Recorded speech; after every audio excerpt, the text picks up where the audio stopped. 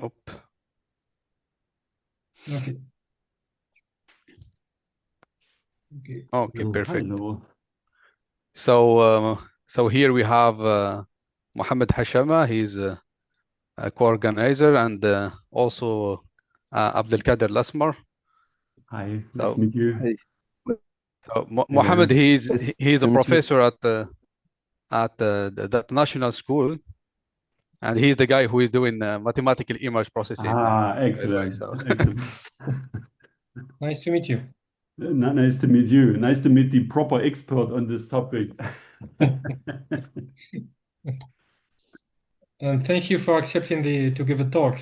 No, I'm very happy and sorry I couldn't do it last month. It was a bit of a pain with other obligations and stuff. So Badreddin, he was, I don't know, like 2 days before I had to cancel, and it was not nice. But yeah, no worry.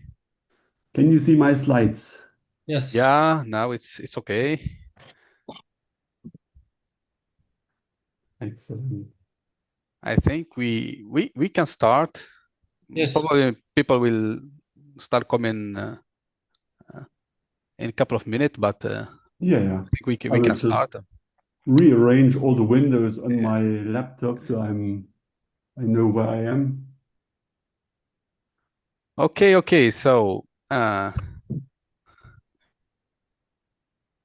wait.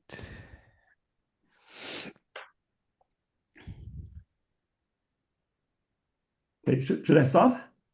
Yeah, okay. First, I should introduce Marco. So hello everyone. Happy to see you all here for this new session of the Make Mathematical seminar. So today it's our great pleasure to have our colleague Marco Lindner. So he is professor at the Hamburg University of Technology since 2012. No? Yes. Yes, Yes. and he is the group leader of chair of applied analysis, and he's expert on freedom theory and spectral analysis and many other things, approximation and also application in numerical analysis. And today, so he's gonna talk about finite section, stability, spectral pollution, and asymptotic of the spectra. So Marco, please, time for you. So if you think that at certain point you need to have a break, so just let me know, and so we stop, and we can have also some question. So Marco, please, time for Okay. you. Thank you very much. Thanks very much, Badreddin, for the nice introduction. Thanks everyone for coming. Very nice to see you. And let me start. So my talk is about finite sections, stability, spectral pollution, and the asymptotics of spectra. We will see what all of that is. And I always like putting pretty pictures on the cover slide, but not always they have something to do with this talk. I mean, they have something to do with, so these are spectra of some operators or approximations to spectra. But actually, I won't talk about these concrete operators today, but I will talk about this method, and we will see what everything is in the next minutes. This is actually me back in 2009 talking about the very same spectrum that I was showing on the cover page since then. But at that time, I was actually talking about this operator. And if you want to know, I can tell you what the operator is, but it's not really important for today. Okay, so this is joint work with Dennis Schmeckpaper from Hamburg, who's here also. And well, some previous work with people from Chemnitz and Zwickau, Markus Seidel, and with Raphael Hager, who was my very first PhD student at Hamburg and then moved on to Hannover, Reading, and Kiel. And who knows where he's going to be tomorrow. Okay, I will try a fake Blackboard presentation. Let's see how that goes. And the good thing about these fake blackboards is that you can prepare quite something. So let A be a bounded and linear operator on L to N, where N denotes the natural numbers. So we can think of A as a matrix whose rows and columns are enumerated over the natural numbers. So the columns go 1, 2, 3, and so on. And the rows go 1, 2, 3, and so on. So in particular, this is a never-ending matrix, an infinite matrix in this direction, but it does have an upper left corner here. And moreover, let me assume that this matrix has a band structure. So suppose the non-zero entries of my matrix are concentrated on these finitely many diagonals here, saying that everything outside is 0. Okay, whenever we have this pattern, we talk of a band operator, or obviously of a band matrix. And let's assume this setting for today. And let me also talk about so-called finite sections, because these are going to be the main actors for today. And finite section is, as the name is saying, where you start taking a finite byte out of your infinite matrix, making sure the lower right endpoint sits on the main diagonal and the upper left endpoint is also the upper left endpoint of your infinite matrix. And that is then a square matrix ending up at column n and row n, so it's n by n. And because it depends on n, obviously, let me name it A subscript n. And then we will say that this is the nth finite section out of our infinite matrix A, or aka our operator A. Okay, and it's quite clear. I mean, these infinite matrices, they are, of course, if you cannot work with them by pen and paper, then you need a computer, but there is no computer to fit an infinite matrix in. And that's why, of course, you have to resort to some finite sized approximations, projections in a certain sense. And this is what we will do. Okay, so a standard technique for the approximation of, okay, what are we interested in? We want to approximate the inverse and the norm of the inverse, but we would also like to approximate the spectrum of A. Let me denote that by spec A for today. And the standard technique to approximate these three guys is the so-called finite section. Finite section method. We like to abbreviate that by FSM. And okay, when we say the finite section method, we don't actually think of an algorithm in terms of numerical analysis or something. When we say finite section method, then the word method denotes that sequence here. It denotes the sequence of finite square matrices. So I could even say that. So it's a sequence of finite square, oops, something missing here, square matrices. Okay, and so remember our goal was to approximate these three quantities. And now we will study the same three things, but with an in place of A, and then see what happens when n goes to infinity. Of course, hoping to see convergence in some sense to these three quantities, which is not going to happen in general, but let's be optimistic first. Okay, so let's understand the asymptotics as n goes to infinity of an inverse, norm, an inverse, and of the spectra of an, which are then just finitely, as I mean, an being an n by n matrix, here I'm talking about a set of just n points in the complex plane.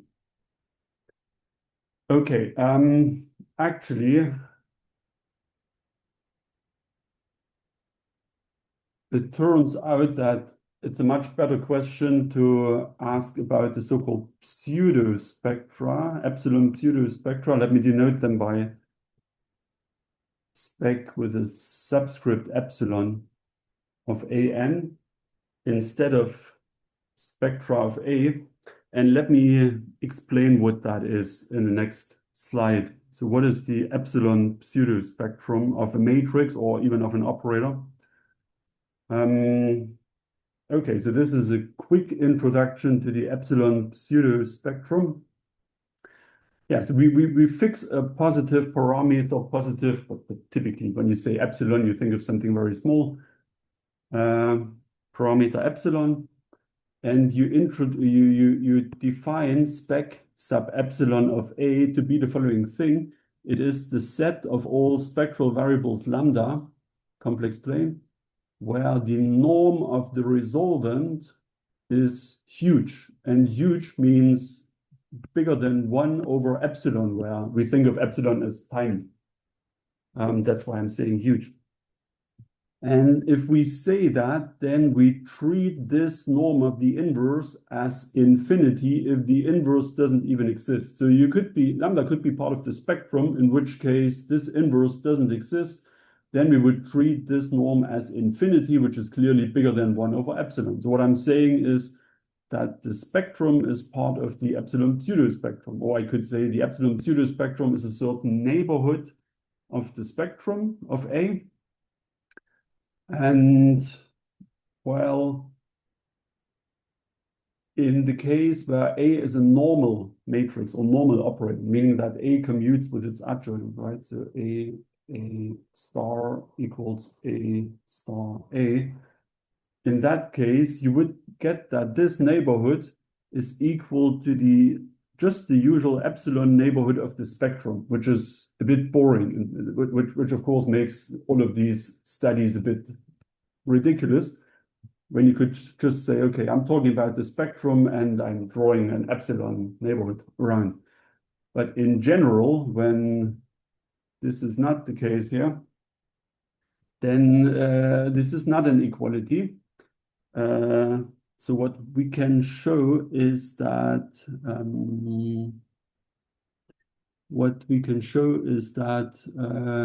this pseudo spectrum that we just defined in terms of, I mean, you could call it super level sets of that function, and the level is 1 over epsilon, where epsilon is that parameter.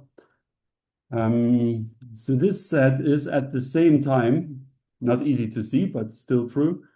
It's the union of spectra of perturbations of A, where the perturbations run over all operators T with magnitude smaller than epsilon, which is this epsilon here. So, and this is, of course, this is one of the practical aspects behind pseudospectra, because often when we think we compute spectra, we actually compute pseudospectra, because already the operator that we think we have in our computer is already subject to rounding errors, perturbations in some sense. So when we talk about A, we often talk about A plus T, with T quite small.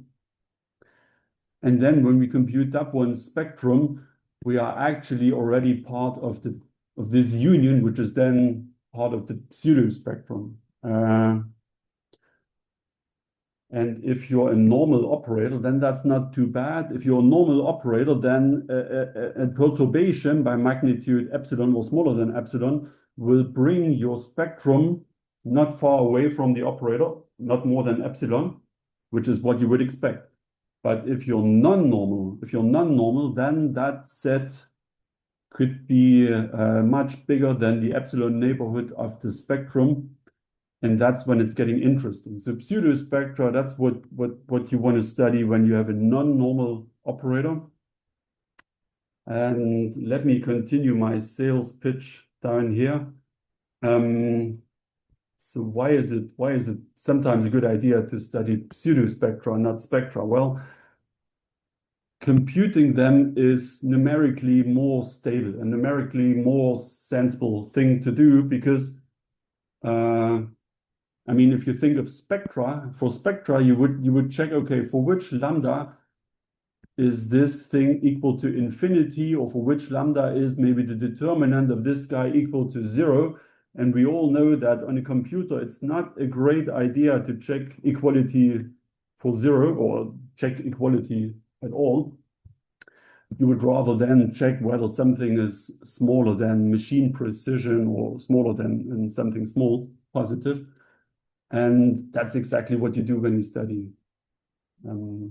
epsilon pseudospectra. So this is a question about something that you can actually compute. And it has much better convergence properties. So let me explain that one a bit better. I think I left some room down here. First of all, let's note that so if we have a sequence AN approximating A, maybe it's our finite section sequence, or maybe it's not. Then the spectra of AN do usually not converge to the spectrum of A when n goes to infinity. Even if you had convergence in the operator norm topology here, even then this does not hold in general. So you have famous counterexamples, and you need quite something to establish this. So if you're interested in the spectrum of an operator and you want to approximate that spectrum, it's not great to work with spectra of approximations. Instead, you do something else. Okay, I was not keeping enough. Do I have the right tool here? Maybe I have. Okay, I didn't want that to come with me, but I can erase it. Okay, instead, let's study epsilon pseudospectra of AN, which, as one can show, converge to the spectrum as epsilon goes to 0. Let's do the same thing down here also, epsilon pseudospectrum of A converging to the spectrum of A as epsilon goes to 0. And now one of the good things about pseudospectra is that under fairly small assumptions on the convergence of AN to A and on the class of operators that we're talking about, this thing will hold as n goes to infinity. Okay, and now it's clear that because this thing does not work, the way to go for this approximation is to follow this part of the diagram. And that will show you that in order to approximate the spectrum of an infinite matrix, you will typically need, well, probably at least two limits. One of them would maybe send n to infinity, the other one would then send epsilon to 0. Okay, so this is something about, well, this is what I mean when I say better convergence properties. Then I say, okay, look, this line holds while this line doesn't. Okay.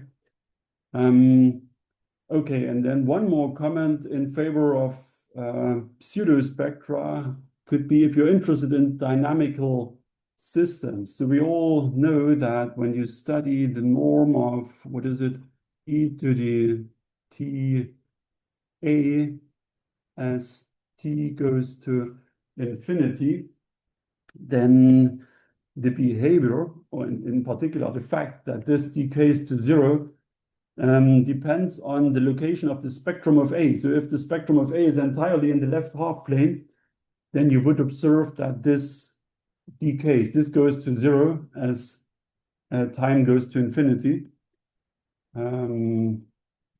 Maybe something like this. So here's your time, here is your norm. Well, this is what I was just writing here. And then for time equals 0, you would probably start somewhere here. And if the spectrum of A is located in the left half plane, then as time goes to infinity, you're certain to decay to 0 here. But The spectrum is not telling you about whether or not there is a mountain for finite times, or even how high that mountain could be. The spectrum has no idea about behavior of this function for finite times, only for as time goes to infinity, only asymptotically. So this is what you call asymptotic, of course, asymptotic. And this is what you call transient behavior. So the behavior that happens at finite times,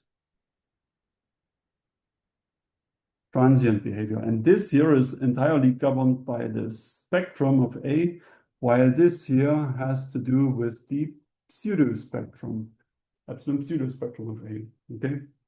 Okay, this was me trying to convince you it's often quite useful to know what a pseudospectrum is and to replace spectra by pseudospectra, at least for some steps in between. Okay, up to here. Then, yeah, let's come back to one of our goals. So we wanted to understand the asymptotics of these quantities, norm of the inverse, spectrum, or let's say pseudo-spectrum of an as n goes to infinity. And if you try to do that, then in typical cases, you get diagrams like these, where this is, so here I'm focusing on the first quantity here. So here I have norm of A and inverse for a certain operator A and its finite sections and their inverses. And here I have my n axis. So as the size of my n by n matrices is growing, the norm of their inverses has a funny behavior.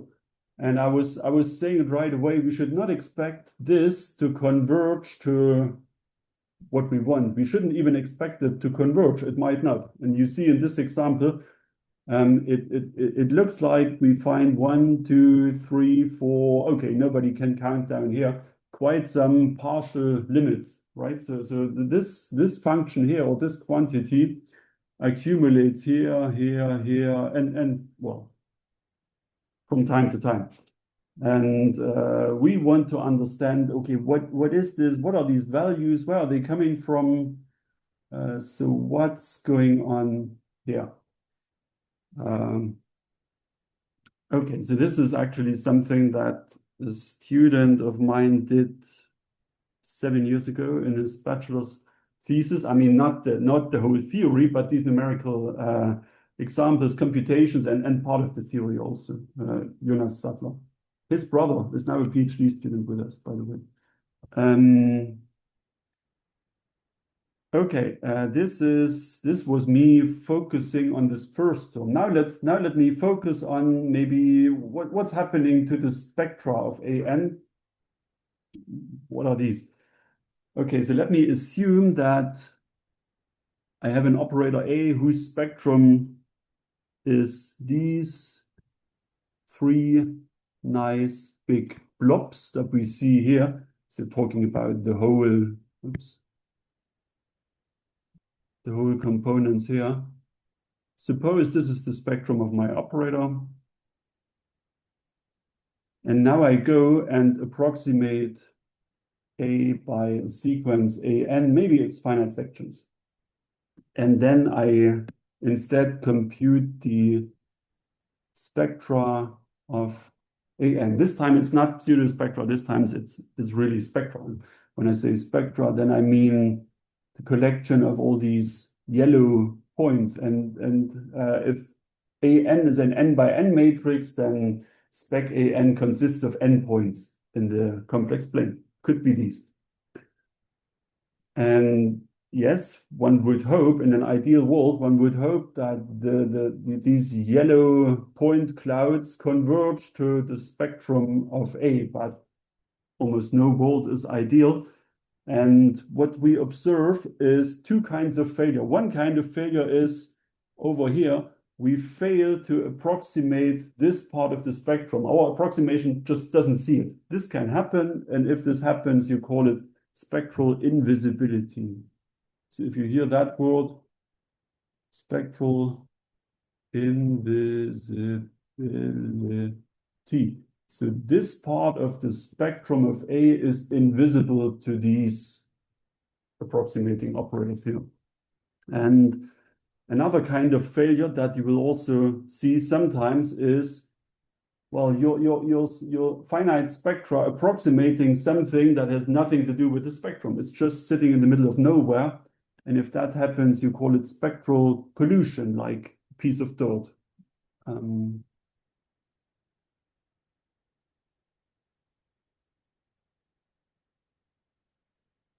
Okay. Right. So these are some new words and some images. By the way, I mean, lots of people talk about spectral pollution. And now that we have this word, let me show you two approaches to avoid spectral pollution. Again, today's talk is not about avoiding spectral pollution, but still, now that we are at this point, let me briefly illustrate what people do. The first method, when I don't need to talk much. This is your infinite matrix. These are your finite sections, and they will produce spectral pollution, typically.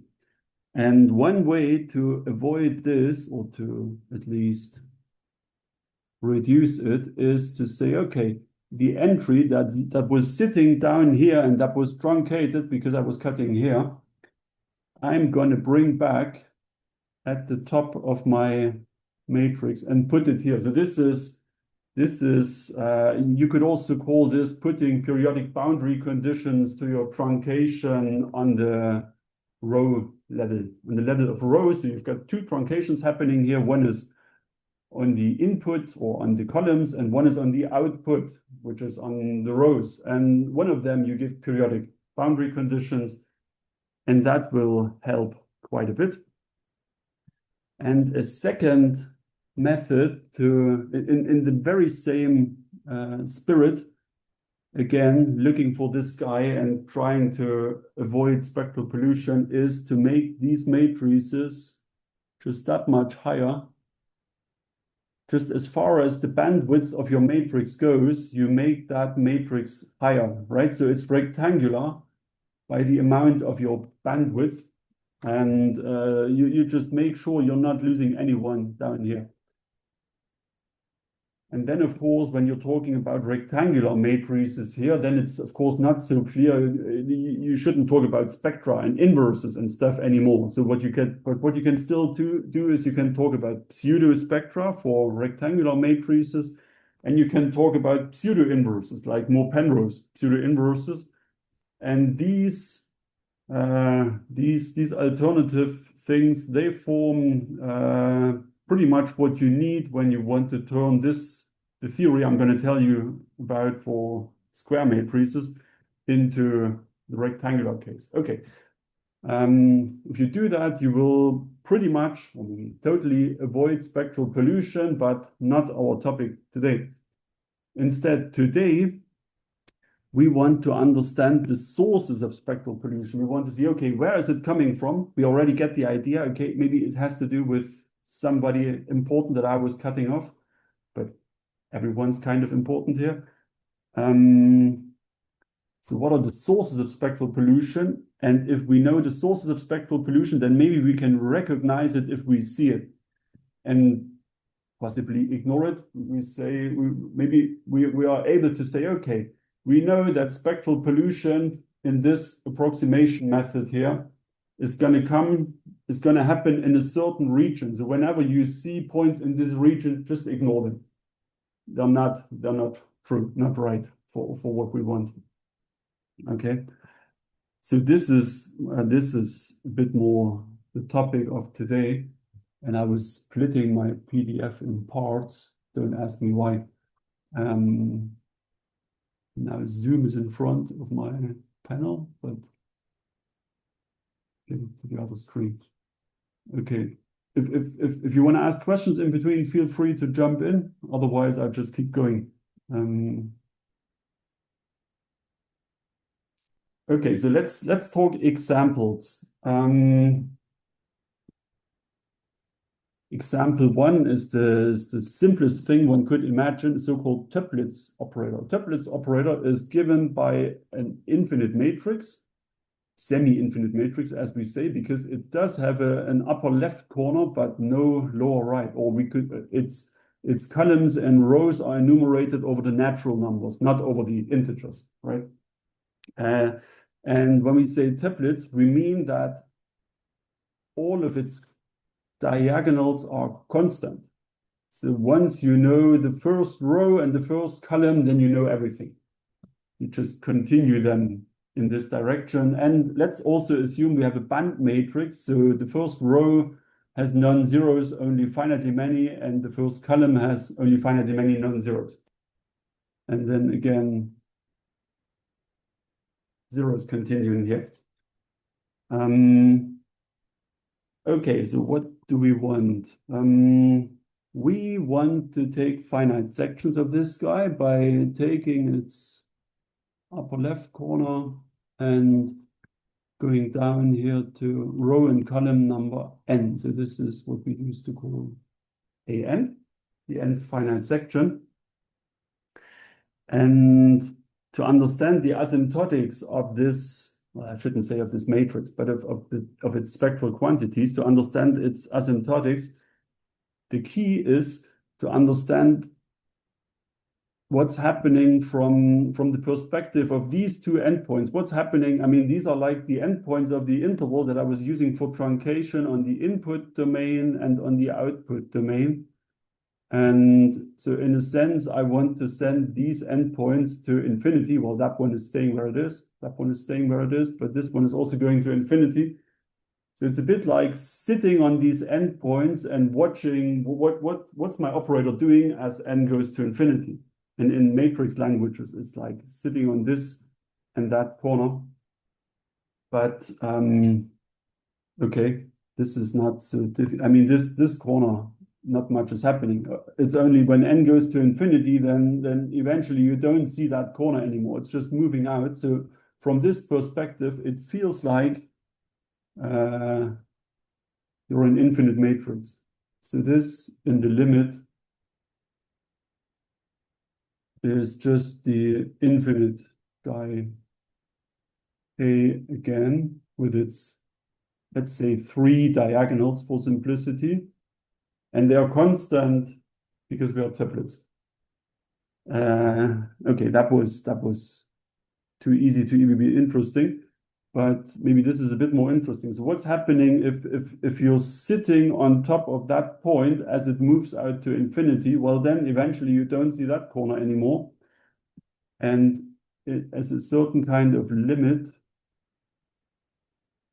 you get an infinite matrix B that is just facing the other direction, right? So it just looks like this. Oh, I cannot draw today, sorry.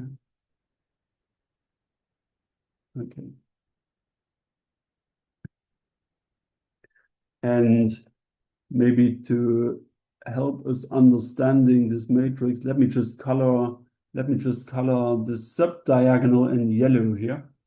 So the subdiagonal is this guy, and now in my matrix B, it's this one. And if I want to understand my matrix B better, then it's facing in this direction. And now I can flip it around in the other direction, making it look like this. I'm just playing with matrices here. And this tilde is, well, you could say it's similar to that matrix. And then you could flip it on the level of rows and bring it in this form.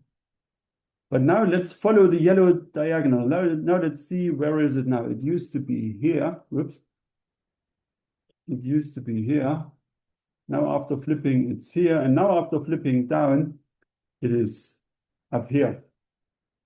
So So the matrix that you get in the end after these two flips, it's got the same shape as A, but it's not A, it's A transpose. Right? Because you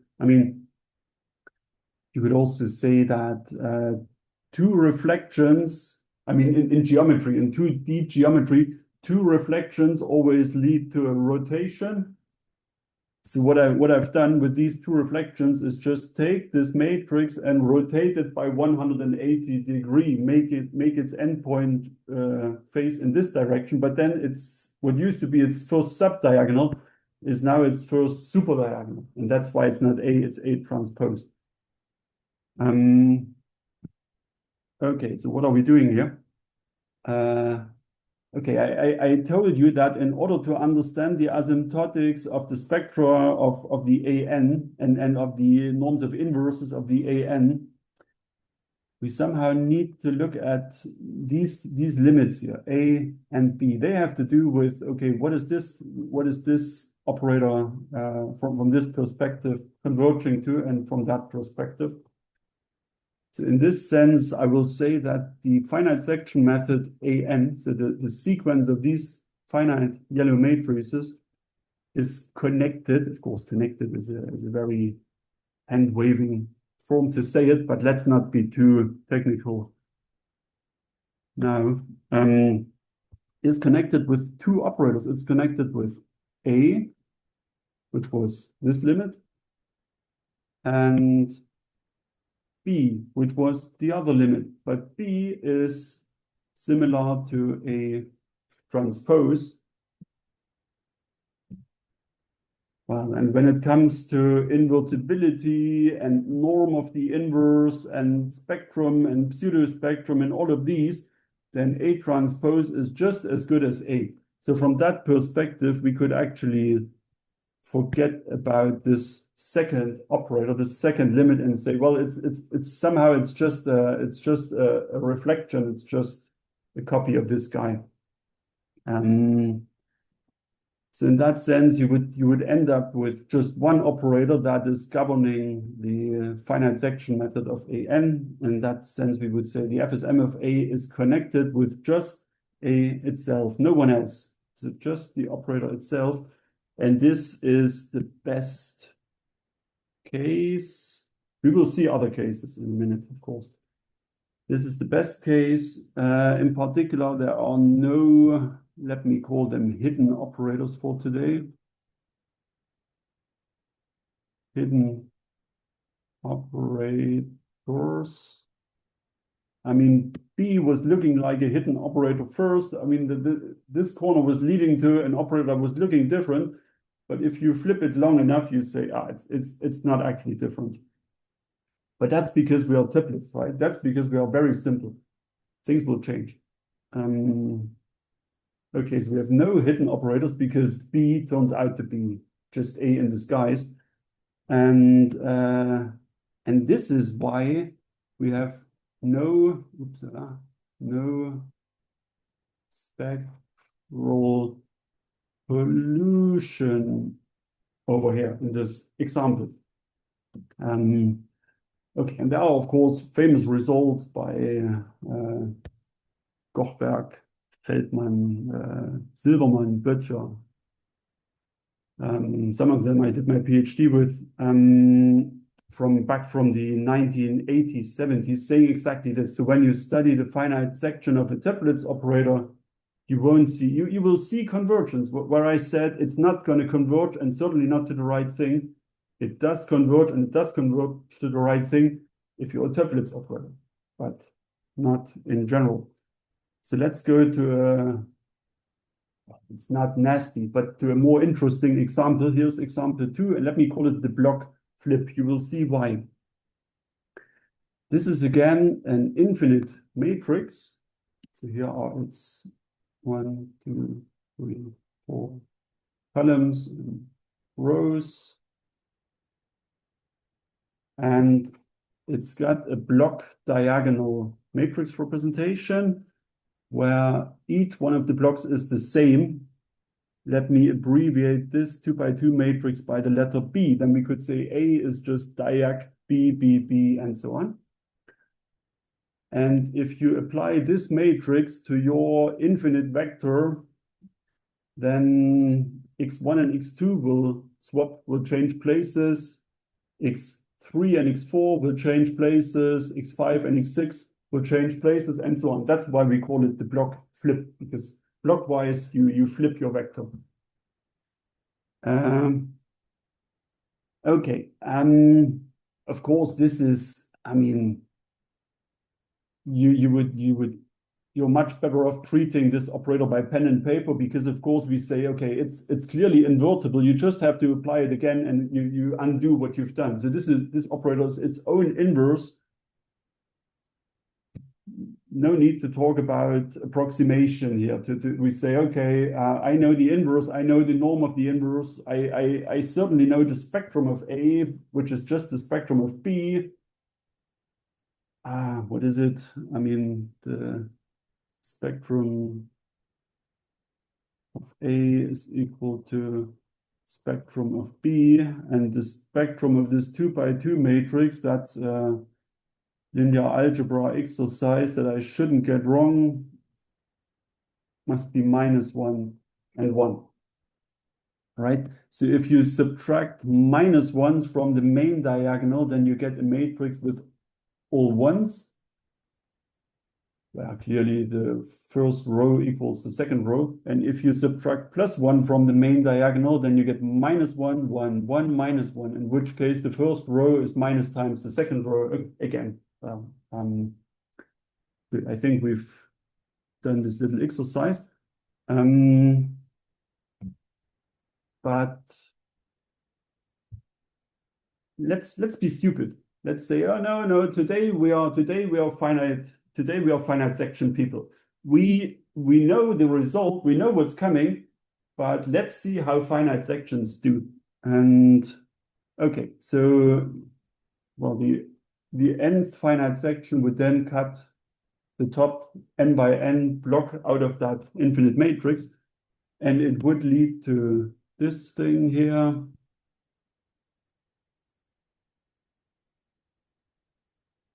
If n is even, so if n is even, then it does not break blocks, because it stops where the block stops. And it looks, so this is, we don't know how long, but it's a finite matrix. And it's different when n is odd. So when n is odd, then you've got, and it's breaking one block here. So you just see that top 0 coming out here. And the rest is entire blocks. And let me write zeros here. Okay, this is what your finite sections look like if n is even or if n is odd. And it's clear that in this case, the inverse exists. So your finite matrix is invertible. It's doing the block flip game on a finite level now. And because you've got an even number of matrix entries, everyone has a partner to swap with. But not so if you're odd, right? So if n is odd, then the poor last guy is trying to flip with someone who's not there. So this, in this case, or you could of course say, well, you're a block diagonal matrix with invertible blocks here, but with one non-invertible block there. So there is no inverse for an in the odd case. And what's the spectrum? Well, the spectrum of an in the even case is again the spectrum of B, which is just -1, 1.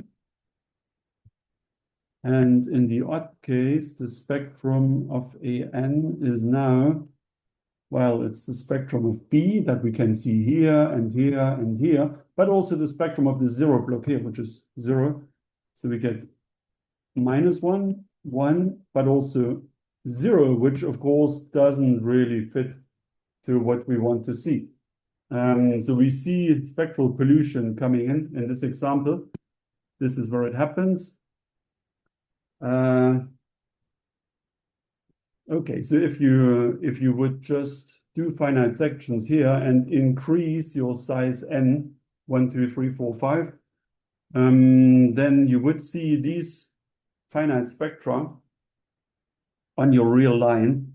Well, the points -1 and 1, you would always see, whether n is even or odd, you always see them, which is good because they are true spectrum. They are what you want. So they are always there. Always you see this guy and always you see that guy. But here, this little freak, this pollution guy, this one is coming when n is odd and is not there when n is even. So this here is only if n is odd. Okay, and this is pollution. Okay, and one more comment, of course. So we see, okay, the spectra don't converge to the spectrum because they, from time to time, this point is flashing, which is not a good point, not part of the spectrum. But also the inverses of my operators don't converge to the inverses of my matrices don't converge to the inverse of my operators. Actually, they don't even exist when n is even. So this conversion holds if you're running through the subsequence of even integers. Yes, but odd ones, you have a problem. Okay.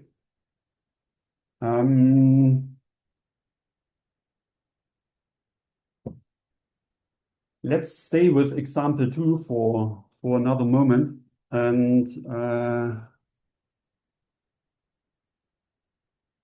let's do this game where we say, okay, we watch our matrices growing from the perspective of this point, which is fixed at location 1, 1,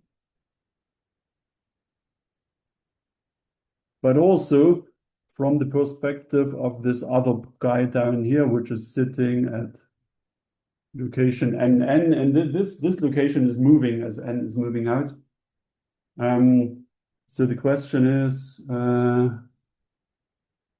well, where are these converging to, right? So these operators from this perspective is convergent to what? And this is convergent to what? Well, if n is even, well, we know what's coming, right? If n is even, then we've got these intact blocks at this corner as well as at that corner. And here, of course, you converge to your infinite matrix A itself, while here you converge to a limit, let me call it B again, which is now looking like this. So you've got semi-infinite matrix pointing in this direction, and it's block diagonal, and the blocks look like this. But like before, after 2 flips, flipping in this direction and then that direction, you would say, okay, this is similar to A transpose, which in this example is just A, right? Because our operator is clearly symmetric. Our matrix is symmetric. Okay, let's do the odd case, which we know is going to be the nasty one. So in the odd case, you've got intact blocks up here, but you've got this little sad little zero down here and lots of stuff going on in between. So now here again, with that corner, you converge to A, and with that corner, you converge to something else. Let me call it C, and it's an infinite matrix with a 0 down here, and then intact B blocks. Oh, I shouldn't have used B as notation for this. Sorry about that. I was double using the letter B because B was also the name for this little block, but we've forgotten by now. Okay. So in this example, the FSM, the finite section method, meaning the sequence of these n by n matrices of A, is connected with, well, depends whether you're talking to even or to odd numbers n. So in a sense, you split this into a subsequence that only runs through the even and another subsequence that only runs through the odd natural numbers n. And then this one is connected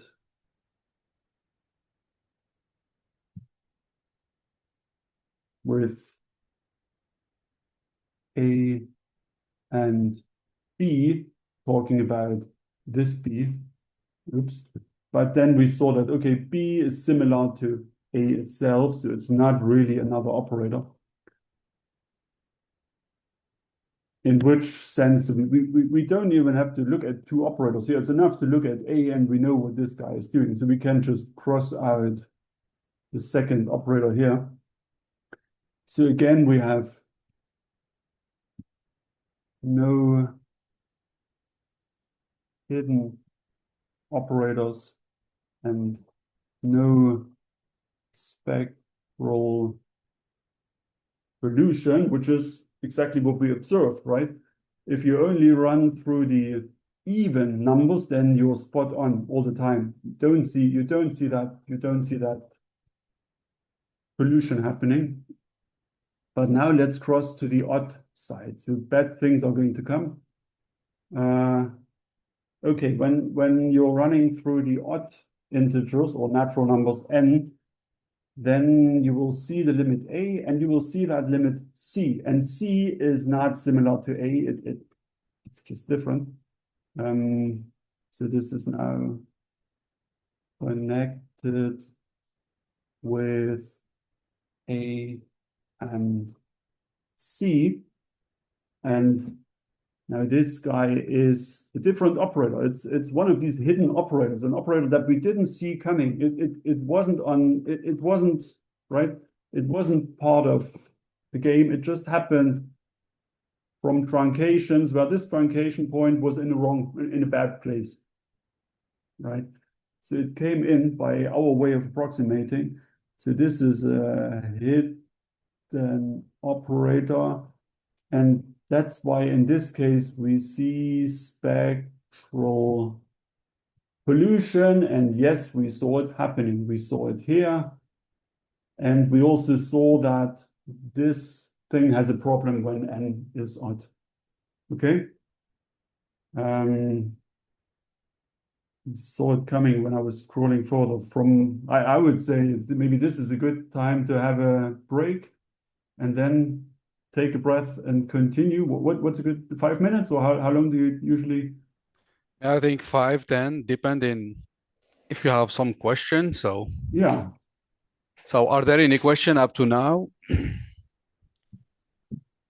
So feel free, just turn on your microphone and ask.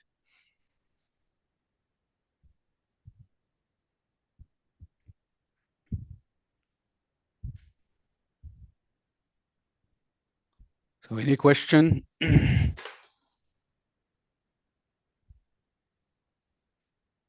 Yeah, for me, I already linear algebra. There's no, yeah, no I already asked my question last time. Yeah, you saw that talk in December, right? Yeah, like 3 months ago almost. Yeah.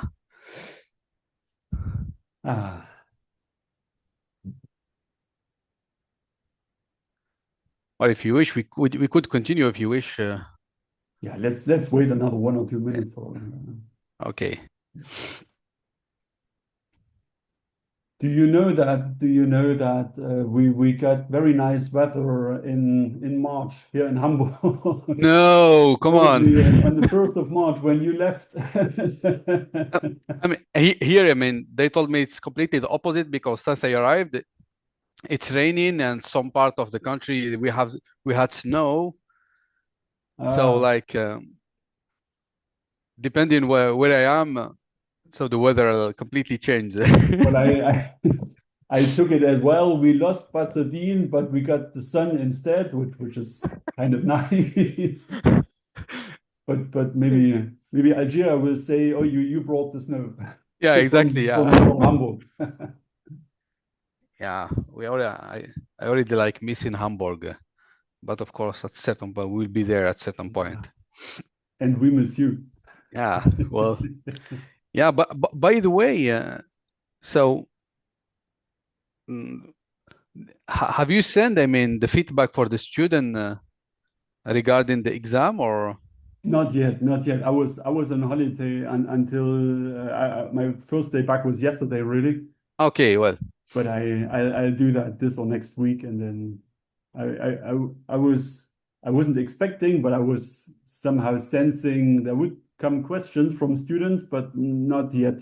yeah, no, nothing. I didn't receive anything up to now. But Okay, yeah, now well, they will come, but I will answer before they come.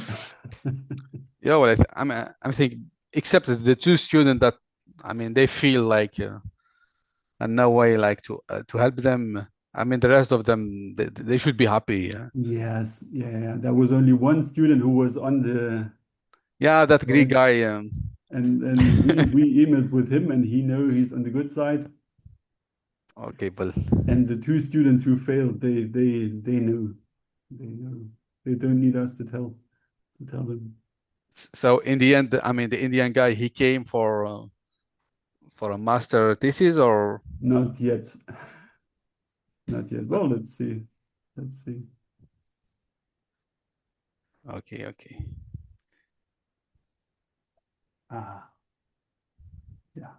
Shall we continue Yeah, or? we can continue. So please, Marco. So I don't want to lose the audience here by saying we have a 5-minute break and then yeah, continue so after 3 minutes.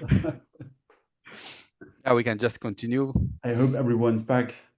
Yeah, I mean, let's see. I mean, Yeah. uh, Okay. Oh yeah, this is where I switch to my next PDF. Okay, so wrapping up with what we just did. So we have seen in our two examples, example one, which was the tablets case, and example two, which was the block flip thing. So we have seen in these two examples that although our operator A is being approximated in a certain sense, in this case, meaning that it's happening pointwise, right? So for every input, you would say that a n x converges to ax on a vector level, where of course you have to extend your infinite matrix by zeros, your finite matrix an by zeros to an infinite matrix before you can even compare this, or before you can even feed them the same input. So although this convergence happens on the level of A, it might not work for the inverses, also not for the norms of the inverses, and certainly not for spectra or pseudospectra. So things typically go wrong unless you're triplets. Then things go well. Okay, but another thing that we learned is that the understanding of these questions here, or how to fix them, comes if we pass to subsequences of your approximating sequence an. So you have to pass to subsequences in order to see something. And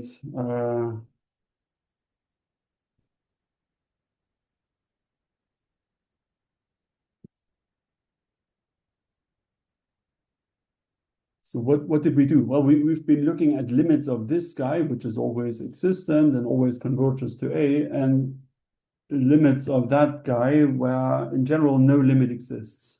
No limit in general. And that's a pity. And of course we saw it, right? So for the block flip example, you had a limit for the subsequence of even n and another limit for the subsequence of odd n. And indeed, one always has this behavior. You will always be able to single out subsequences where you will see a limit, and that's because we have Bolzano-Weierstrass. What is Bolzano-Weierstrass having to do with this? Well, at the very beginning, I said A is a bounded linear operator, meaning that the entries on these diagonals They don't have to be constant, like in the tuplets case, but they have to be bounded sequences. Each one of these diagonals is a bounded sequence, otherwise you couldn't be a bounded operator here.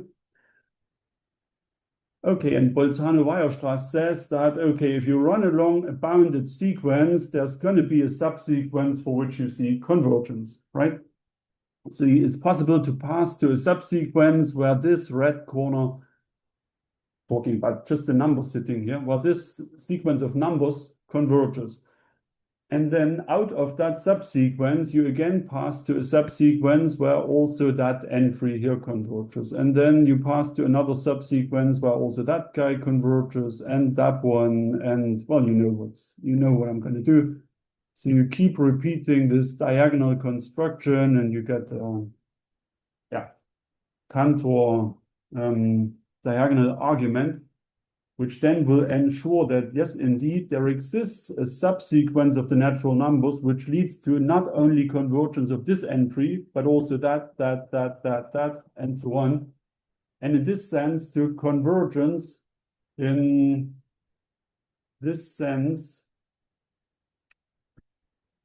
of this, of the matrix from this perspective here. So indeed, you will see limits when you pass to subsequences. No limit in general, but there exist subsequences, there exist convergent subsequences by Bolzano-Weierstrass, applying again and again and again. Okay, and of course, there might be lots of these subsequences, not just two of them, as in our previous example where we had the odd and the even integers. There might be lots more subsequences producing lots more than just two limits b and c. There could be even uncountably many of these, where I wouldn't even start enumerating them. Okay, and they are all of this form because they are all what you see of the matrix AN when you're sitting at this corner.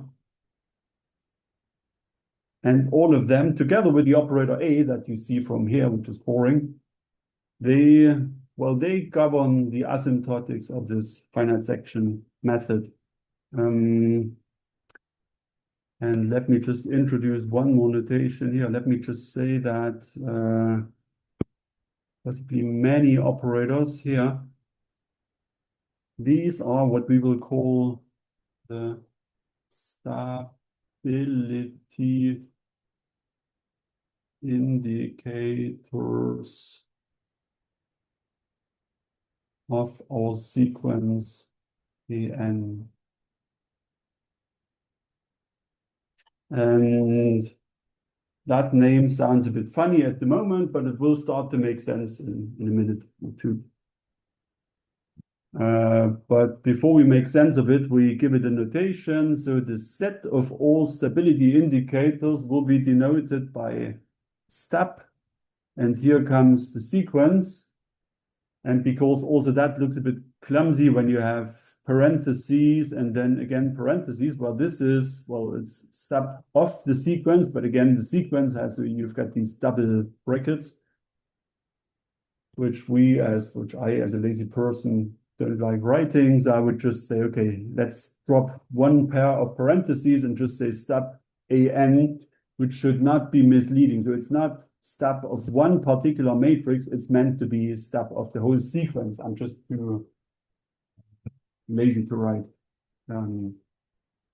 Okay, and we just learned that always the operator itself is part of its step A, part of its set of stability indicators, and that's because, well, from the perspective of this corner, there's not much else happening than A.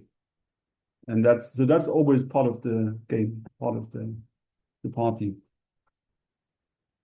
So now having these notations, let's go back to the start, to Jonas Sattler's example, where we had our n-axis running here and the norms of the inverses of AN here, and we had these lots of convergent, or it almost looks like constant subsequences.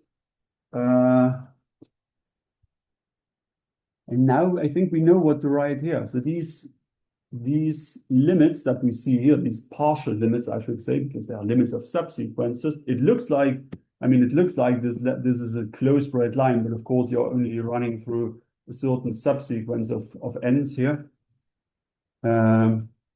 Okay, so these values here, they are all of the form norm b minus 1 with a stability indicator b, right? So with b element of stab an. In particular, a is one of the b's, right? One of these b's is a itself. So one of these many points that one of these many quantities that you're approximating here is the right one, but you also approximate lots of other ones. Okay, and now if you could zoom in here and see, okay, where are my points exactly? So I'm interested in maybe this particular partial limit down here. So I'm interested in this sequence. So that's the sequence I have to study down here on my n-axis. And that's then the corresponding subsequence of n's that will lead to this particular convergence. That's the corresponding subsequence of the natural numbers. Okay. And now that we know about spectral pollution and how spectral pollution is connected to stability indicators, well, we almost know what to write here. We almost know what to say. Okay, so what is this?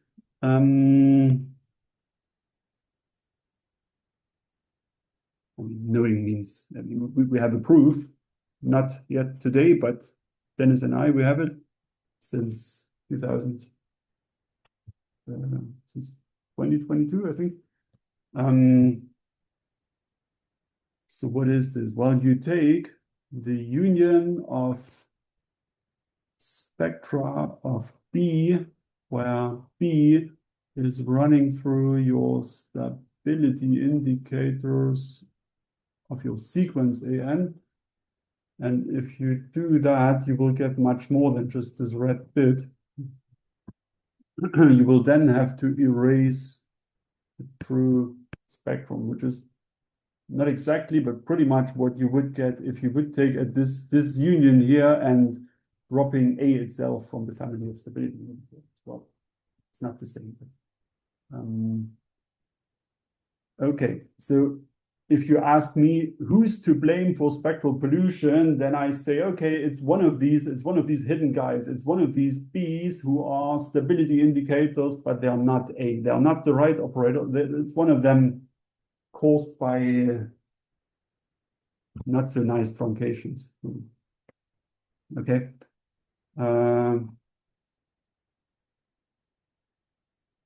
Okay.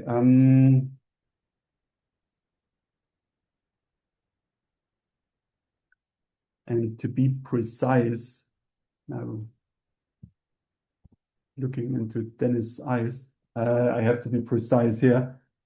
Actually, our formula, and I'm going to show this formula, is connected with the union of pseudospectra of B. And I was telling you why it sometimes makes more sense to look at pseudospectra. But if you send epsilon to 0, then it's not totally wrong to say that it's the spectra of stability indicators that are not A who are to blame for spectral pollution. Okay, last one of my PDFs here. I was promising to make sense of the word stability indicators, which is about time now. So what do I mean when I say stability? Here's the story. If you have your approximation, AN, approximating your operator A, and suppose you know that your operator is invertible, so it has an inverse, then you would love to say that also the inverses approximate the inverse. And we saw this is not true in general. It is true, however, if and only if our approximating sequence AN is what you call stable. Okay, now here's the word. I still didn't define it, but I did motivate it. So stability is the missing ingredient that you need to make this implication work. And finally, here's the definition. So a sequence of operators is called stable if there exists a starting index n0 and there exists a real number c such that the norms of the inverses an are bounded above by c whenever n is greater than or equal to n0, saying that, okay, starting from a certain index n0, my inverses exist, because if they don't exist, I would call this quantity infinity, which is not bounded by a real number c. So starting from a certain n0, they are all invertible, and there is more to it. The inverses don't blow up. They are uniformly bounded by something that exists. Okay, that's what we call stability in this numerical analysis setting. And yeah, we still don't know why stability indicators are called stability indicators, but this will come in a minute also. Okay, so this is a bit of a meta theorem coming now. So theorems on the finite section method. So since I was mentioning, since the 1970s and 80s, people have been proving theorems that say, okay, the finite section method for this Toeplitz operator, or for this particular class of operators, is stable. Why do they want stability? Well, because they want this thing to happen. Is stable if and only if. And on this side, what you usually find is, well, A needs to be invertible and typically some other operators. A and some other operators are invertible. This is what these theorems often look like. And in our example one, in our Toeplitz example, it's the most simple way. It just, there are no other operators that you have to look at. So the finite section method is stable if and only if the operator you want to approximate is invertible. That's all you need, nothing else. But this is not what happens in general. Okay, and now we connect with our previous topic, and we say that the list of operators that you find over here, these are exactly our stability indicators. These are exactly, if they form the set that we did call step AN. So it's A and all these hidden guys, all these hidden operators. Okay, and now you know why we call them stability indicators, because these are the ones that you have to understand if you want to understand stability of your method, of your finite section sequence. Okay. But actually, these are theorems, like I said, they have been proven since the 1970s, really. And we, of course, we've done more and more sophisticated classes of operators, but typically the right-hand side looks like this. But now we know, we even know, I could say, yeah, much nicer version of, or even a quantitative version of this meta theorem here we can prove thanks to, well, many people who've done stuff before, but also Dennis and myself who did stuff, and we published it in 2024. Okay, and this is a theorem that, of course, has a long list of conditions that I didn't want to write here. And the conditions I was imposing today, they are enough. And you can generalize a little bit. But let's focus on the results. Result A comes first. And here we say that the lim sub, so the biggest accumulation point, the biggest partial limit of my quantity, right? So when I go back to this picture, then I'm talking about the top limit on the top one of these guys here. Well, what would we say if we look at this? We would say, okay, it's norm of B inverse. Well, it's the biggest one of these that I can get when I let my B run through set of all my stability indicators. And that's exactly what's here on the right-hand side, right? It's the biggest one of the norms of the inverses when B runs through the set of stability indicators. Okay, and why is this interesting? And why is this a statement that's improving this one? Let me explain. Well, first of all, let's not forget this maximum is indeed a maximum. It's not me being careless and saying max instead of sub. It's indeed a maximum. One can prove that, and it's not straightforward.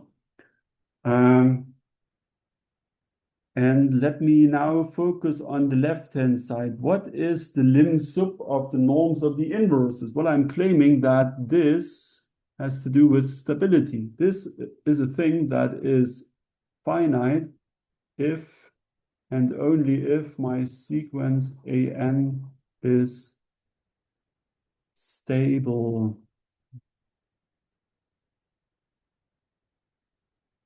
What am I saying here? I'm saying that no matter what subsequence I try, no one is, so if this limit is finite, then there is no subsequence of the integers where this quantity would reach up to infinity. That's exactly what we use to define stability. And so this being finite means, yes, I'm stable. My sequence is stable.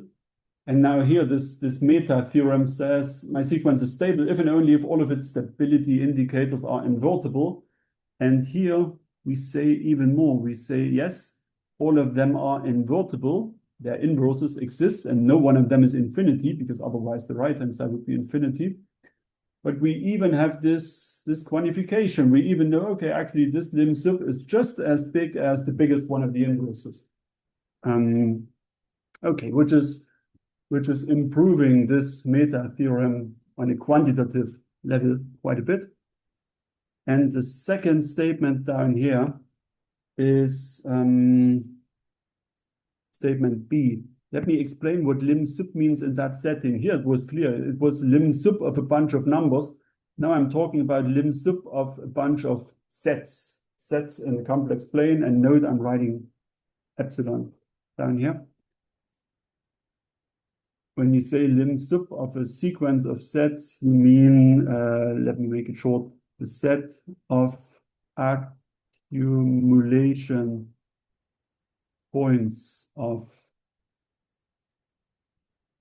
the set sequence, right? So where can they accumulate? Take sequences out of these sets. Where could they go? Where could they accumulate? Don't need to converge, but accumulate. Okay, and based on this equality, we were able to prove that equality. And yeah, this is a bit like what I was showing you here. This is what I was bit like what I was showing you down here. So where can these yellow point clouds, where can they cluster? Well, they could possibly also cluster here, which is then a bad thing. But because of this formula, we know where that bad thing is coming from. There is one or two of these stability indicators that we have to blame for spectral pollution. Okay, I'm coming to an end right now. So the technical bit is pretty much over now. So I'm wrapping up with one or two remarks. So for the finite section method of an operator, one has the following chain of inequalities. Let's see where this is coming from. I can clearly understand this. Lim inf is less than or equal to lim sub. And I can understand that one. This is because we are talking about the FSM. So all of these matrices AN, they are cutouts of that infinite matrix A. So their norms cannot be bigger than that one. That's why you have less than or equal to infinity here. Same is true for the lim sub. Why is this? Well, this is a general statement that one has. You don't even need the finite section method. As soon as you have pointwise or even less than that convergence of an operator sequence to an operator A, you have this. Sometimes people state this as like a little afterthought to Banach-Steinhausen. So when you say, okay, I have a sequence that converges pointwise to this, then well, it's uniformly bounded. And by the way, this inequality holds. Okay, if you read this long line of inequalities, then you see that the left end and the right end, they are the same, which must mean that all of these are equality signs in between, saying that for my sequence of norms, AN, this time there's no inverses here. For my sequence of norms, I know that lim inf equals lim sub, and I even know the answer, right? So that means I have convergence. So I even have a limit. And it's the norm of A. So this is the thing that we were hoping for to see for inverses, but we don't see that in general, but we see it for the finite sections and the norms.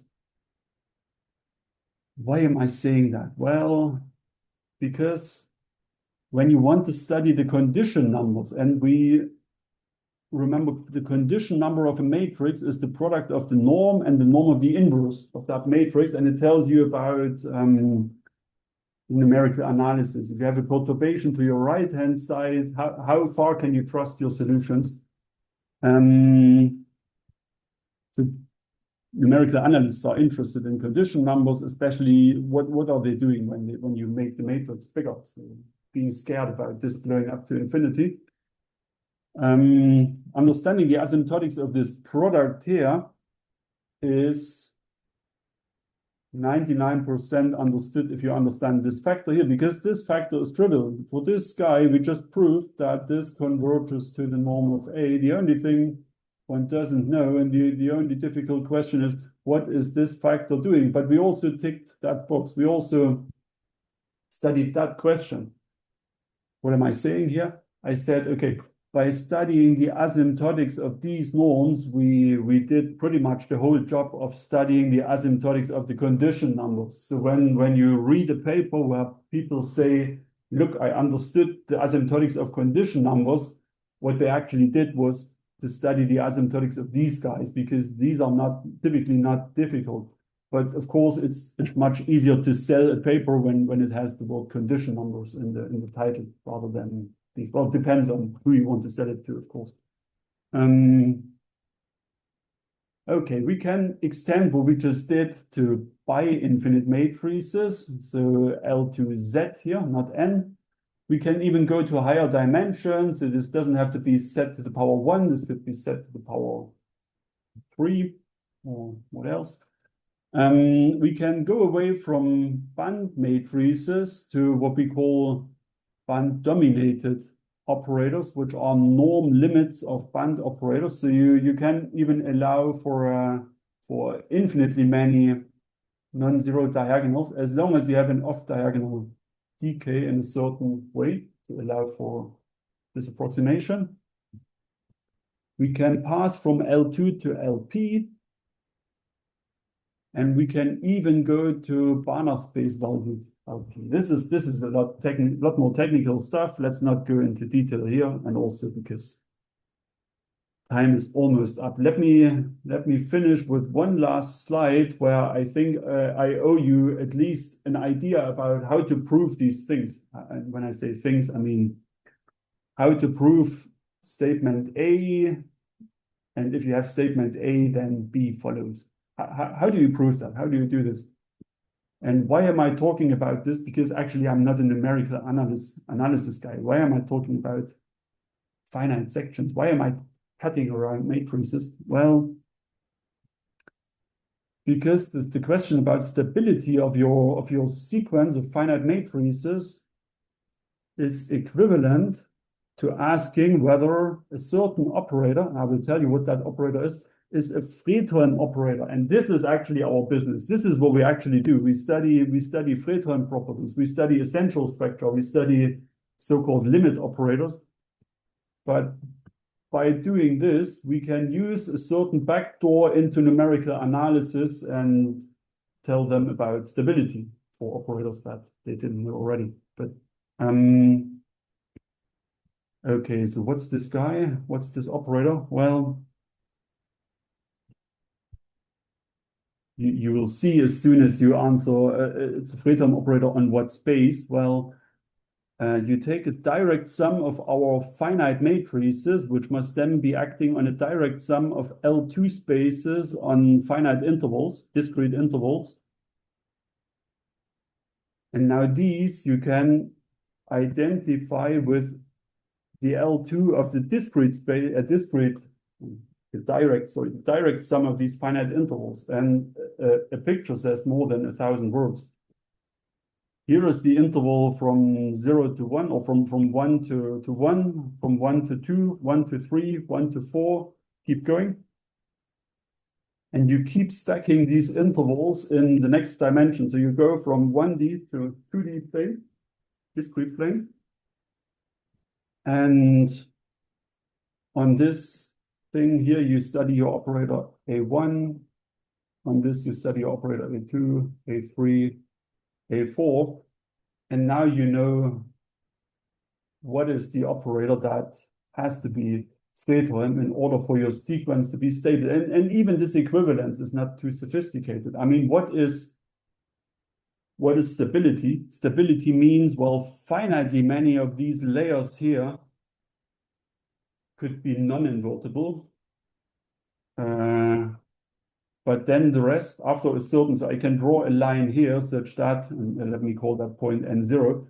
So after this point N0, every layer is invertible, everything is good if I go north of here. And that's stability. And my inverses are uniformly bounded. And what is Fredholm? Well, Fredholm means my operator, it's trying to be boundedly invertible, but it can fail a little bit. It might have a finite dimensional kernel, and it might have a finite dimensional co-kernel. But that's pretty much what we say here. So finitely many things can go wrong, but the rest of it is good. And that's how this is our backdoor into numerical analysis from a Fredholm operator theory perspective. And this is what I wanted to talk about today. Thanks very much for listening. And if you want to see some references, here they are.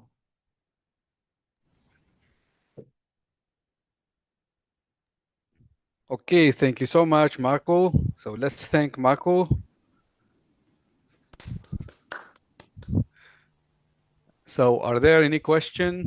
Time for questions. So do not hesitate, just turn on your microphone. Yes, I have some questions if Yeah, so go ahead. first, thank you for this very nice presentation. At the end, nearly at the end of the presentation, I was a little bit confused because you said you are not a numerical analysis guy. So what was this presentation about?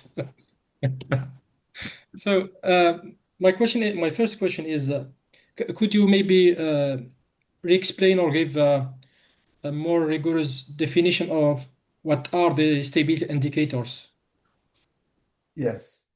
So I was I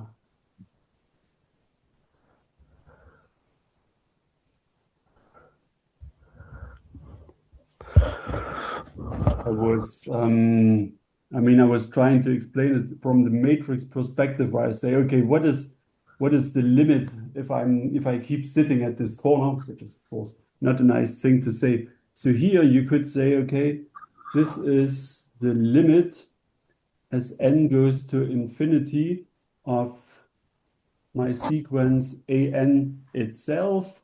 And I didn't even, so I'm keeping my focus here. So I'm not shifting my focus. I'm looking at, I'm sitting here and watch my matrices grow in this direction. I'm again getting vague, sorry. Now let me attempt the same thing for this point. What is happening here? Here, you look at the limit, and again, you look at your matrix an, sorry. You look at your matrix an, but as you increase n, you shift your location. You shift your location, and this means if I introduce the shift operator s, which is the forward shift by one position of a bi-infinite vector, let's say, then what I am doing here is I'm putting s to the power of n here and s to the power of minus n here. Is it the right way or is it the wrong way around? I keep doing this stuff for almost 30 years now, but I still get it wrong. I think it's correct. Is it right, Dennis? I was going to ask you. There was a 50% chance I would get it right. So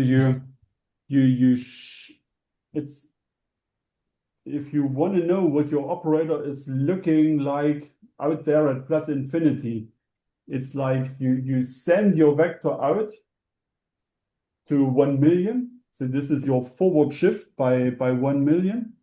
Then you apply your operator, and then you bring the result back. So the result can tell you what was going on out there. This is the kind of limits that you form. And this is what you have to, you have to, and in general, as we said, this limit will not exist. In general, this limit will not exist. So you will have to pass to subsequences. So you will have to look at limits of subsequences of this thing, and whatever limit you find, you call a stability indicator. And again, you have to, of course, before I can write s shift to the power of minus n, the shift has to be invertible, so I have to make it bi-infinite, the bi-axis. And then, of course, I have to say, okay, what's going on here? I have a bi-infinite matrix, finite matrix. But of course, you have to embed your finite matrices again into bi-infinite matrices before you can form these products. But then in the limit, everything makes sense again. So this is how you would properly define these limits out here. But what's actually going on is this Bolzano-Weierstrass argument. You're looking for subsequences where this corner entry converges, and then out of that subsequence, you again look for a subsequence where also its neighbor converges, and you keep going. This is how you prove the existence, and then in some examples, of course, it's easier than in others to write down your stability indicators. Okay, thank you. I have other questions. Second one is usually when we invert a linear operator, we add regularization. What's the relation of okay? What's the effect of using regularization of the stability?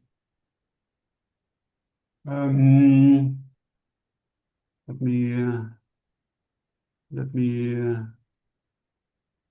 come back to the definition of stability, or to the motivation. I was mentioning here that stability is exactly the missing ingredient that would bring you from, provided you know your operator is invertible and you have an approximation, then you want the inverses to be approximated by the inverses. In general, that's wishful thinking.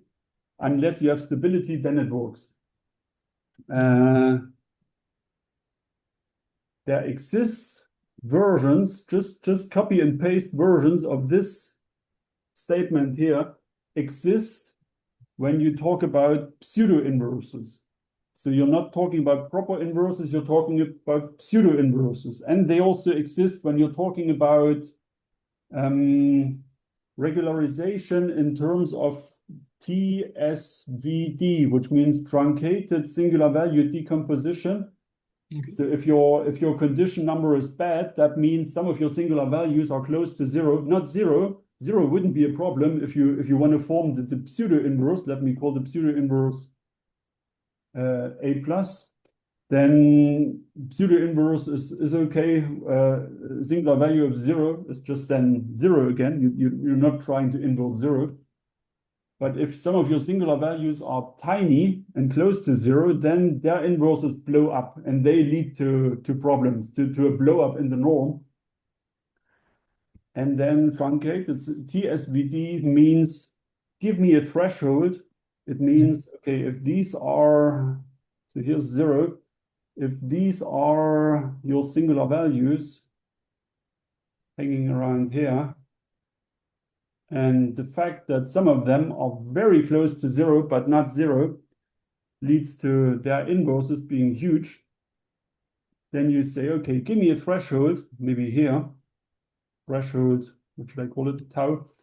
And then the TSVD says, everyone who's between 0 and tau, I call 0. I don't know any numbers between 0 and tau, I just call them 0. And now, of course, I cannot pass to the inverse because I have singular values of 0. I cannot invert, but I can do pseudo inverse. I can do, and this is absolutely, this is a form of regularization. I mean, it's not Tikhonov, but it's not far from Tikhonov. It's a much more algebraic thing to do, but there exist versions of this implication here with regularization and with more Penrose pseudo inverses in the corresponding places. And that's when stability is then replaced by more Penrose stability and stuff to do with regularizers. Okay, can I, Badruddin, have more questions? Yeah, sure, feel free. Okay. Yeah. The third question is about the hidden operators. You said that the stability is not related to just the operator A, but other hidden operators. Can you maybe elaborate more on this point? Other hidden So if we, operators. Yeah. for these examples, you mean, or In general, if you want. in general? I mean, we could do a slightly less sophisticated example here. We could take let me bring in one more page here.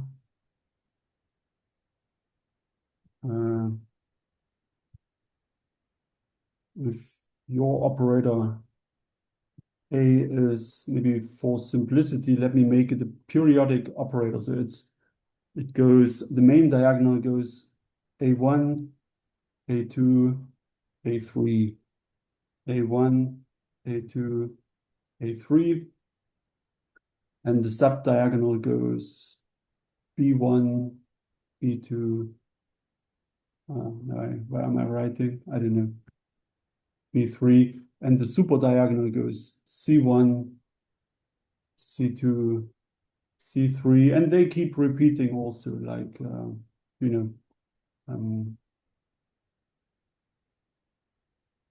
then when you take finite sections,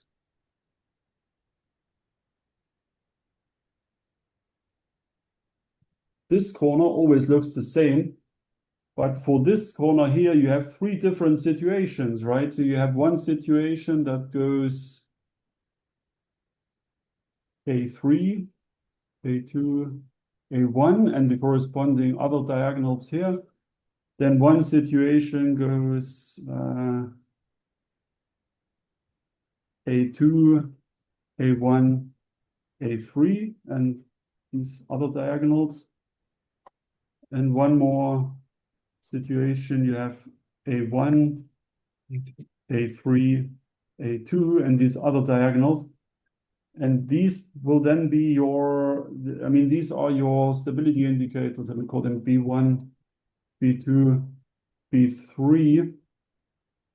And together with A, they form a family of four operators. And these four operators will then tell you all about, I mean, you can use them with these theorems here. So I mean, this is the set that you need to understand the left-hand side by evaluating the right-hand sides. So you're getting the idea that if it's a periodic operator, then you get just as many hidden operators as the period of your operator is. Unless you have some symmetry in the sequence C1, A1, A2, A3. So if, for example, if it's A1, A2, A1 again, because A3 equals A1, then you could argue that one of these guys is just somehow twisted and flipped around version of A. Then it's not a hidden operator, it's already part of A.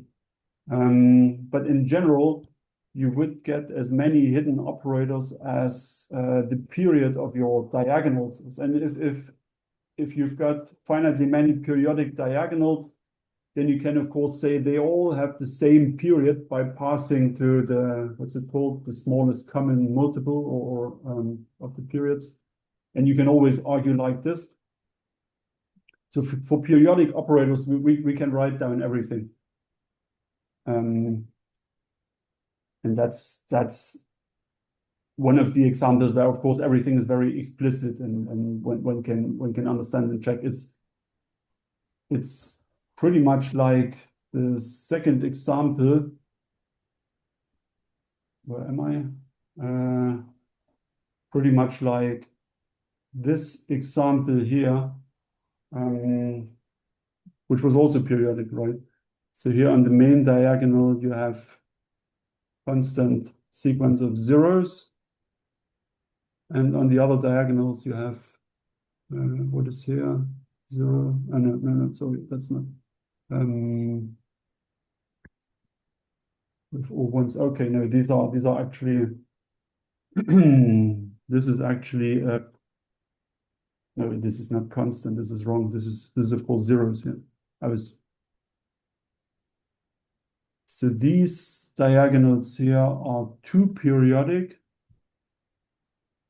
Here, of course, I've got zeros. While this diagonal here is one periodic, and then this one here is two periodic again. So in total, I could say, well, this operator was a two periodic example, and that's why I'm not surprised to see contributions from two operators here. And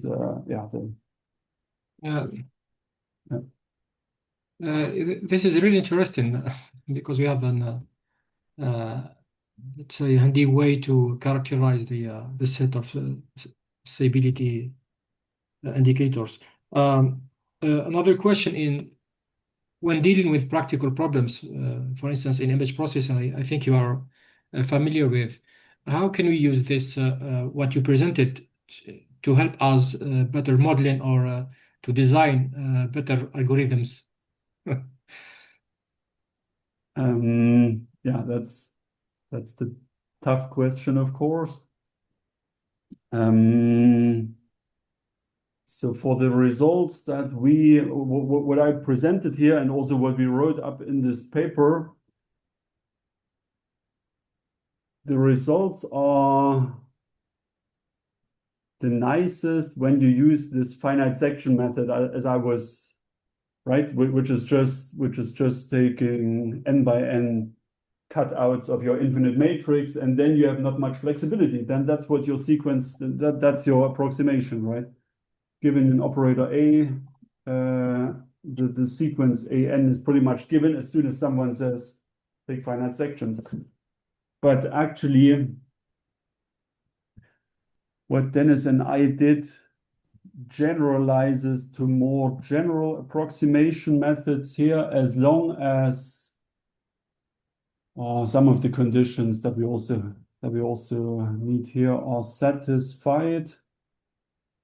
So we can go away a little bit. I'm not claiming that we can do terribly practical things for image processing, but of course we could look into concrete examples and see what we can do.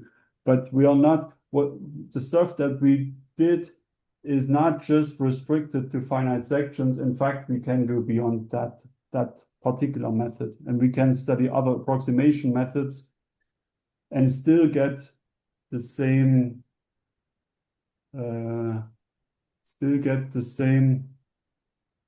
kinds of where am I? Still get the same kinds of theorems down here. But if you change the method, then the meaning of that set here will change.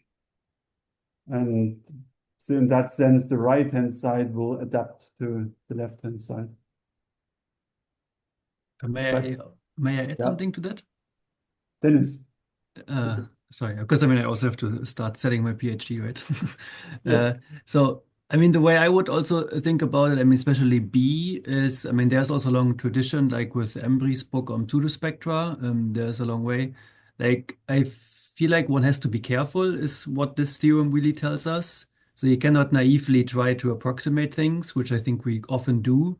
You have to be careful, and we quantified a bit where this comes from. I would say now, also for a general operator, it's definitely not easy to calculate the stability indicators. Like in some examples, you can of course do it, like with the periodic ones, but if you have a general operator, it will probably be difficult. But it gives you a clue where stuff is coming from, and that you cannot just trust your calculations, right? Like I would say at least it gives you that much. And then of course the question is always how to put it into practice. I don't know. It's a difficult one, right? Yeah. Okay. At least, I mean, for people like coming from PDEs, for example, where often, I mean, we have self-adjoint operators, so no need for, but still you have unbounded operators.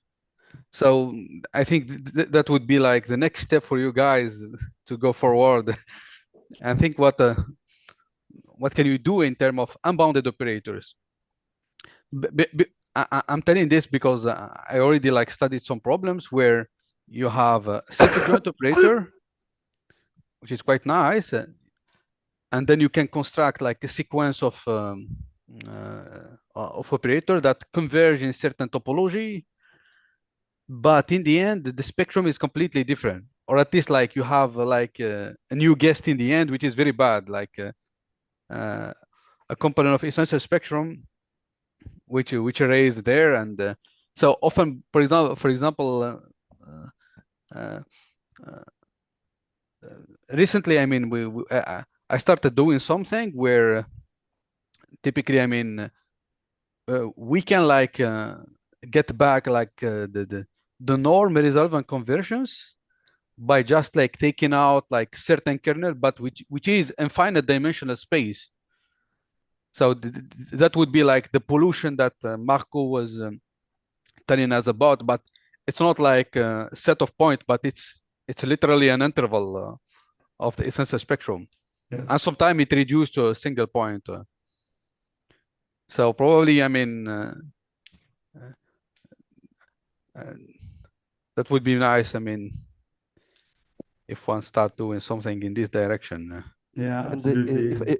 if I can add something in this way, for the if we try to select sections in a random way, we don't start from the first line and the first terms, but we take it randomly to test the sections that you are working with.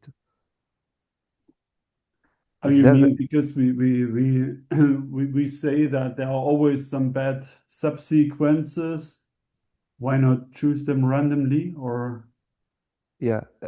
For example, when you verify your stability, we choose some random sections and we refer it to the first terms, for example. if we proceed by comparing the So you mean sections. the subsequence of natural numbers that we look at? One should try picking randomly. So like here. Yeah. So Yeah. here, run along a random subsequence, but then of course chances are high that you will jump up and down between different regimes or different convergent subsequences. I must confess I haven't thought about that approach yet at all.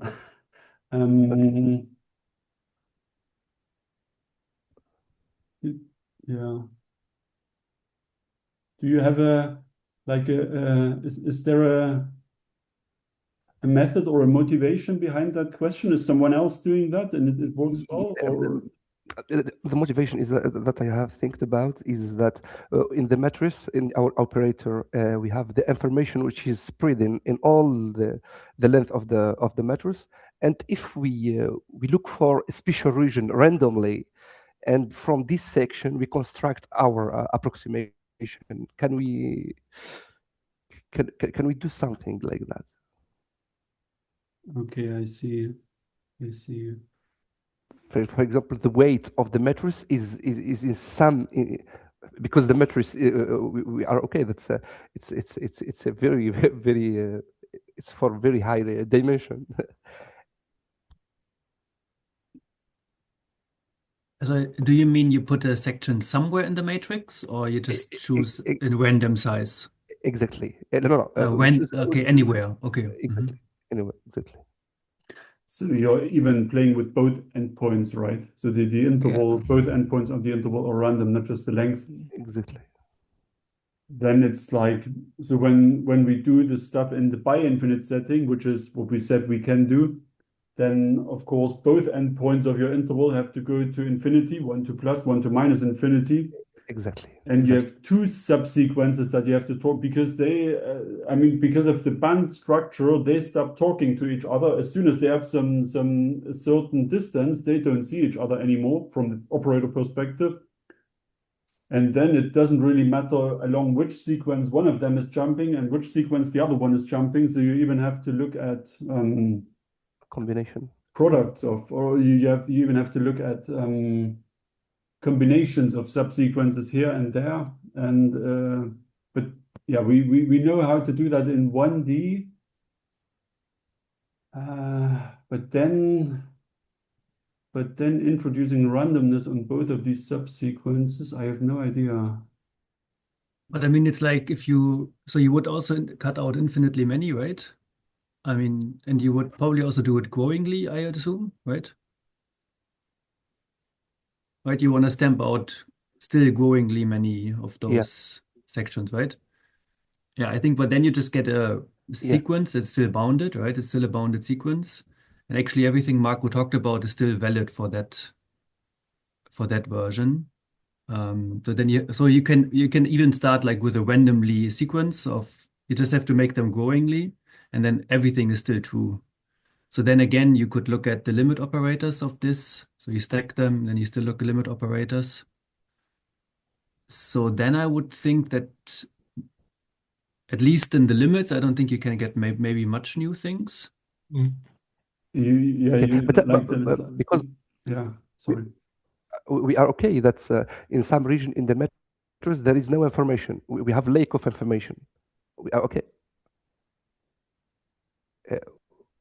Yeah, I think the point is a little bit that all the information is still when passing to infinity. So then in some sense maybe it doesn't make so much difference where you stamp it out, because in the end you still have to go towards infinity in some sense. Yes, because what I am saying is to gain in complexity. For example, when you choose, for example, randomly like that, we can catch the information more rapidly in terms of calculation. We are okay. We are in a very huge dimensions, and we do like that. We recover, for example, 3 or 4 sequences, for example, the information, we are okay. It's recovered much rapidly. This is why I propose. Yeah, you mean for the concrete calculations, right? Yeah, I mean that definitely is that definitely is very interesting approach, right? Yeah. To say you don't, because of course we can't calculate infinitely many things. Yeah, sure. Yeah, that's a great idea, maybe. Yeah. Oh, we should continue thinking about that. Yeah, I think we should stop here. Thank you very much. Thank you It very was much. nice to have you here, Marco. Yeah. Great talk. Very Thank you nice so to much see everyone for the discussion. Thank you all you guys for the question. Of course, feel free to contact Marco if you have any question or Dennis. And now we stop here. Thank you very much. Let me just stop Thanks for having me. recording.